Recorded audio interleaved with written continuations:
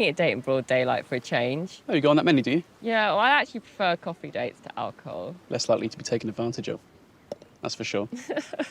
I had my heart broken by a Lucy once. Oh, no. Yeah, she just... out the blue.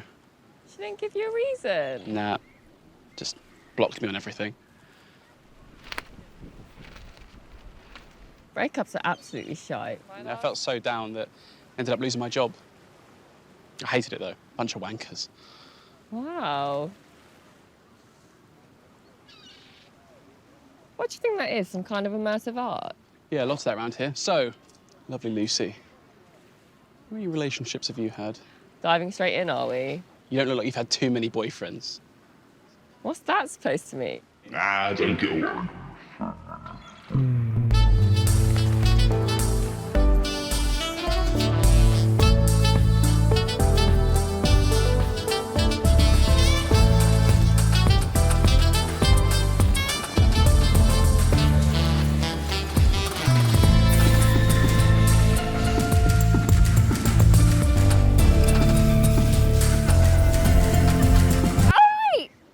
I was just going to say, if you don't, you don't send any nudes if you don't want to send nudes. Where are you going?